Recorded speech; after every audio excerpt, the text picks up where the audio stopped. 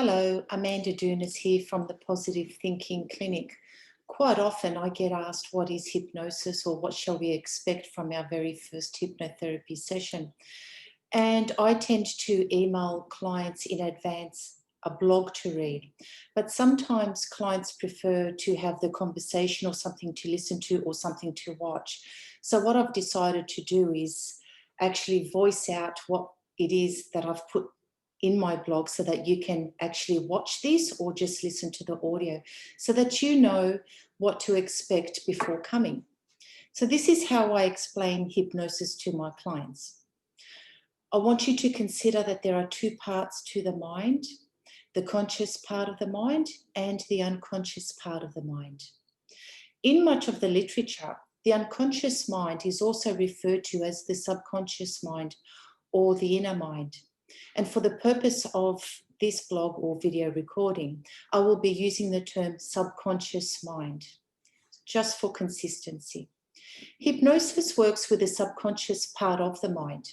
The subconscious and the conscious minds have different functions. The conscious mind, this is where we spend much of our time. The conscious mind concerns itself with willpower. For example, you can say, I quit smoking, or I'm not going to eat sugar, or I'm going to start exercising. The strength of your willpower determines how long it will be before your old habit returns. And so I don't like to work too much with willpower. For me, it tends to have an expiry, although it still can be useful. Another function of the conscious mind is temporary memory. This is where your working memory that you use every day, for example, finding your way to work or finding your way to my clinic, remembering that you have pets at home that you need to feed, or how to get to a particular address or where you parked your car. Also, another function of the conscious mind is analytical thought process. Here, you analyze a problem and you look for a solution.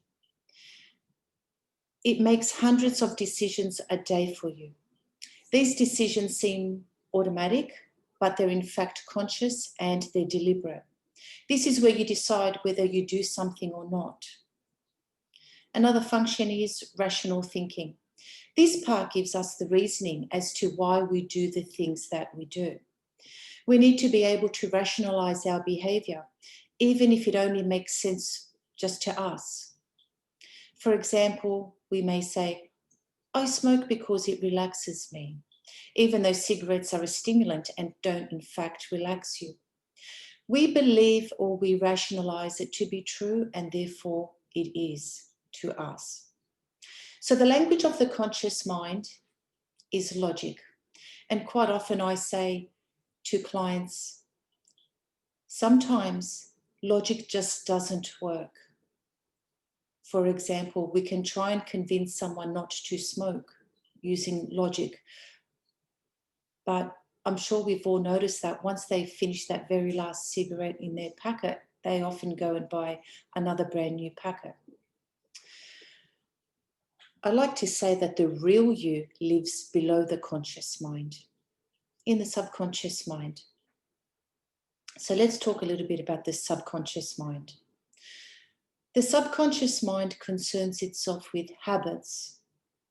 These include good, bad, and practical habits, such as brushing teeth, for instance. Also in the subconscious mind are emotions, such as fear, anger, sadness, joy, disgust, surprise, trust, love, hate, and anything else that you can think of. In the subconscious mind, there are also perceptions. Our perceptions of what is going on, they interact with our beliefs of how things should be, thus generating emotions. For instance, if we perceive a dangerous situation, we generate fear. If we perceive that we have been treated unfairly, we may generate anger. Another thing that lives in our subconscious mind is our beliefs. Some people say that we are what we eat, and I like to say we are what we believe. Beliefs are things that are true for us, even if we don't have definite proof. We believe them to be true. Also in the subconscious mind is permanent memory.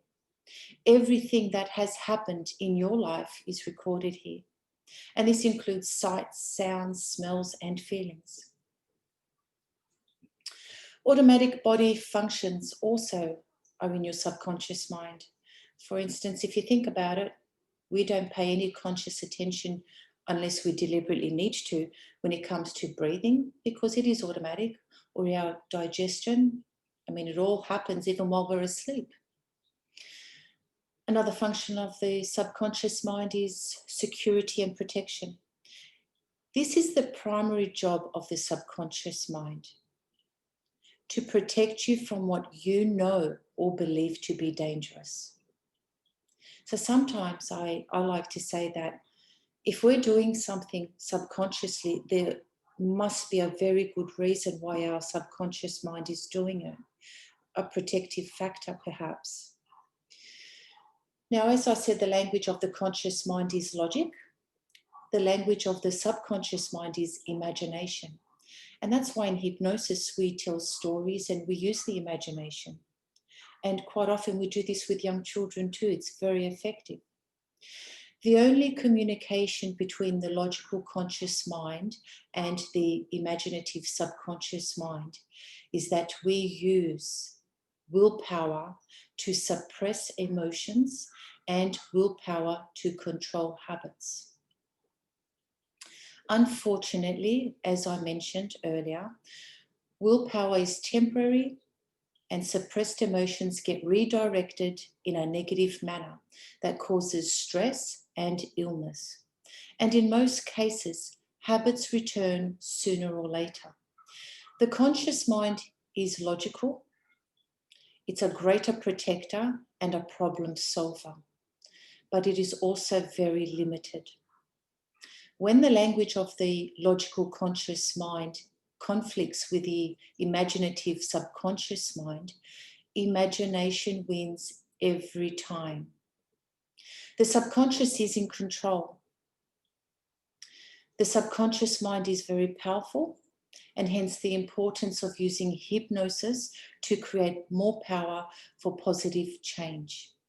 The subconscious mind is very intelligent and capable of new learnings. Our belief systems and our behaviors reside in the subconscious mind, but the conscious mind is responsible for guarding them, and so it may reject ideas or suggestions that are made. And this makes it difficult for positive change to occur. So hypnosis is used to communicate directly with the subconscious mind. This is a great advantage of doing hypnotherapy. The subconscious mind also tends to resist change, and this enables us to maintain a consistent personality throughout our lives. But it can cause problems when we decide that a change in how we think or behave is necessary. This is where hypnosis is beneficial. Hypnosis allows us to rapidly make changes in how we think, feel, and behave. Because the language of the subconscious mind is imagination, it cannot distinguish between what is real or true and what isn't. And because everything is real or true to the subconscious mind, if it believes it to be true, then it is. Hence the power of hypnotic suggestions to create positive change. So to explain hypnosis, the conscious mind is at the front of the brain. The subconscious mind is at the back of the brain. Even if that's not totally accurate, it's a nice way to picture it so that we can help create an understanding of the difference between the conscious and the subconscious minds. And I want you to imagine that in between these two parts is the critical factor. Sometimes I call it like a headband, where we've got the subconscious mind, the critical factor, and what gets through to the back of the subconscious mind. The critical factor is the part of the mind that holds critical information before we let it enter our powerful subconscious mind or our belief system and permanent memory. The critical factor is the function of the mind that decides that new information is either true or not true, or at least worthy of significant doubt. The critical factor keeps what is in the subconscious mind consistent. So the critical factor is also part of the conscious mind. Unless the critical factor is provided with convincing information so strong that it is able to overcome existing beliefs and habits, new information is simply recorded but not integrated into the personality and consistent behaviors of ours. If you were to be told something crazy, your conscious mind would filter it out so that your subconscious mind does not receive it and thus cannot enter your belief system or programming memory. Children from 0 to 7 years of age are in their subconscious mind almost 100% of the time. This is why a child's mind is considered fertile ground. Whatever seed you plant in the child's mind will grow. Children do not yet have the critical factor. I'm in childcare myself, and I know that everything that we want to teach children, whether it's pre-mathematics or science or values or manners or forgiveness, we do it through play so that we can engage the imagination. Hypnosis is where the conscious mind moves aside and lets the critical factor be bypassed, allowing your subconscious mind to be susceptible to positive suggestions for change. The hypnotherapist leads you through a trance state of deep relaxation in order to effectively do this. Hypnosis is a natural state that you encounter daily. For example, when watching a movie, your conscious mind knows it is not real, yet you still may have feelings of sadness, or you may even cry during dramatic scenes. This is because your conscious mind has moved aside and is taking a rest, and you're not thinking about work or family or kids or cooking, and the critical factor has been bypassed. Remember that headband that I spoke about? And you are watching the movie with your subconscious mind. In therapy, we aim for the same effect, to relax the conscious mind, move it to the side, bypass the critical factor, and make positive suggestions for change directly into the subconscious mind. Hypnosis can help you grow and cause incredible changes in your beliefs, thoughts, behaviors, and even your health. Hypnosis can be used for healing, self-improvement, pain management, habit control, anxiety, depression, phobias, focus, and much, much more. We are all in a trance many times throughout the day. You can go into a trance sitting down, standing up, laying down, eyes open, and even eyes closed. People describe hypnosis as very pleasurable. Some listen to the words of the hypnotherapist, and some drift away to some pleasant memory or imagined scene. Hypnosis is simply a state of increased awareness. You are aware and very alert. You may even have sharper hearing. Your imagination and memory may also be enhanced. In fact, if you tend to drift off and fall asleep, some say it's okay. But me personally, I like my clients to stay extremely awake.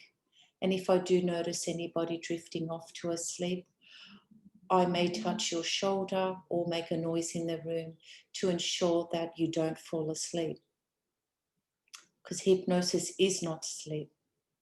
Hypnosis as seen on TV is inaccurate. That's just stage hypnosis, and it's very different. The hypnotist does not control you.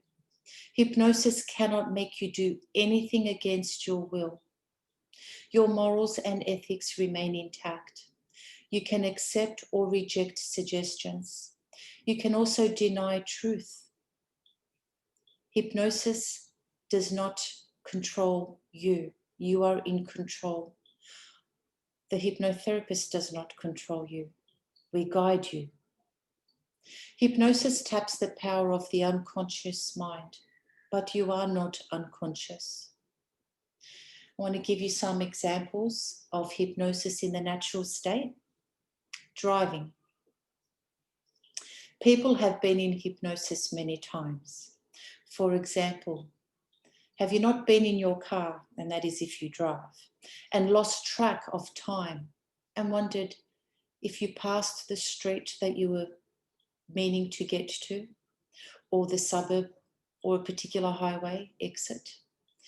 This is a naturally occurring state of hypnosis. I know this has happened to me, and I think to myself, gee, lucky I knew how to drive and stay in my lane and take the right turns and remain safe.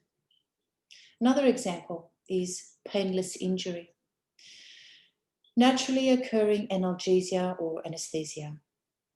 Ever noticed a bruise or a cut or a graze and wondered, where did that come from?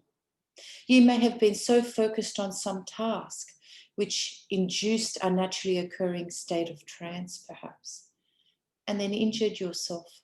But because you may have been in hypnosis, you experienced the blockage of the sensation of the initial pain. If you experience the same injury without being in natural hypnosis, it may have been rather painful, even if it was just a paper cut.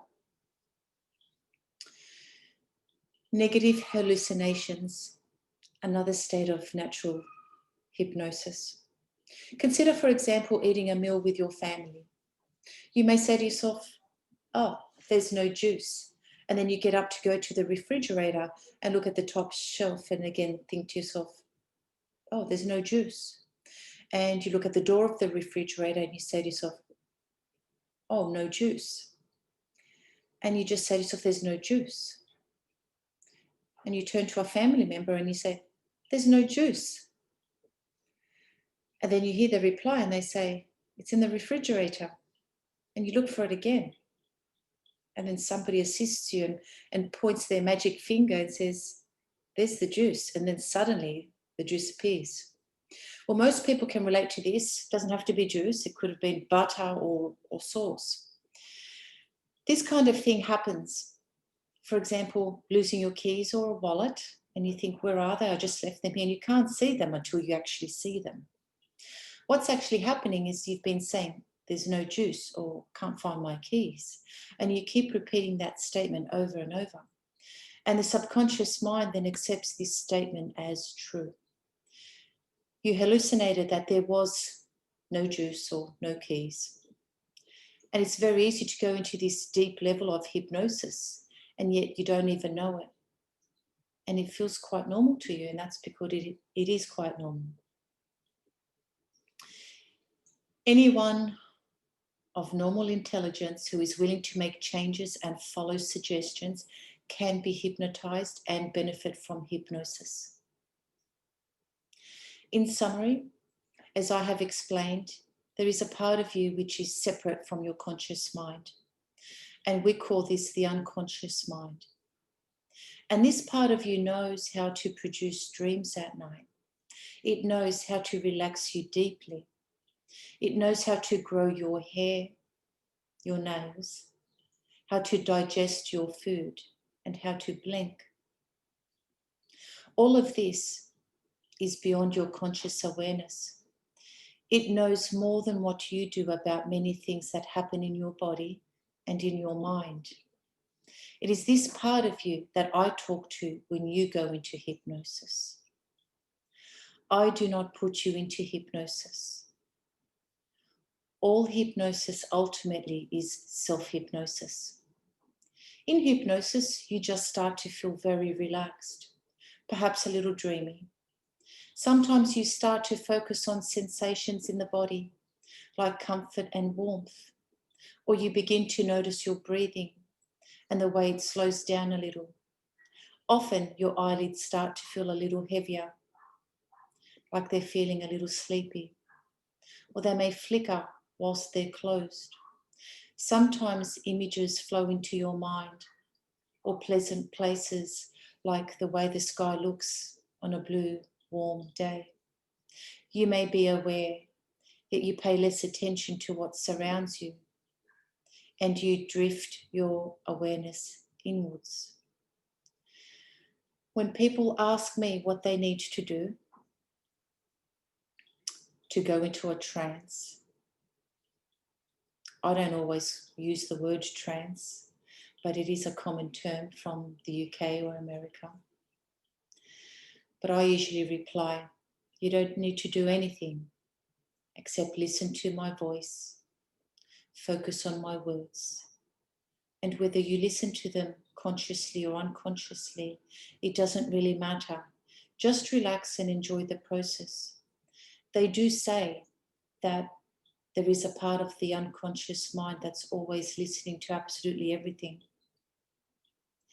And being both a counsellor and a hypnotherapist, I use my counselling techniques whilst I do a hypnotherapy session. And whilst